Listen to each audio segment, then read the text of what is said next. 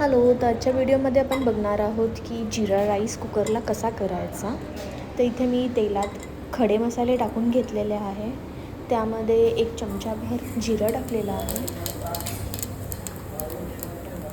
ओव्याची पावडर टाकायची आहे. आता मी त्यामध्ये 1 चमचाभर हिंग घेतला आहे. इथे मी अर्धा तास दिल्ली राईस भिजत ठेवला होता पाण्यामध्ये धुवून. तर आता ह्याच्यामध्ये टाकणार आहे.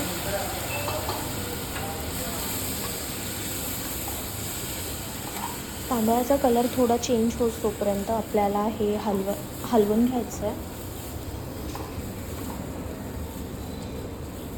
आता आपण त्यामध्ये टाकणार आहोत 1 चमचाभर तूप.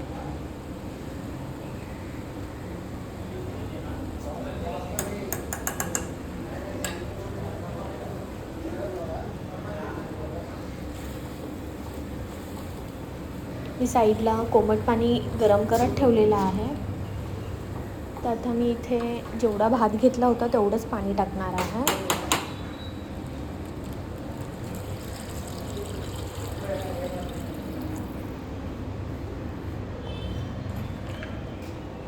आता हे नीट एकसारखं हलवलं की आपल्याला कुकर लावून घ्यायचा आहे.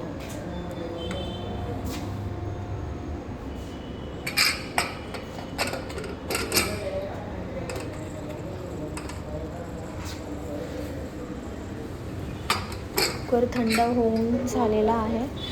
आता मी हे एकजीव करणार आहे, सगळं राईस मिक्स करणार आहे.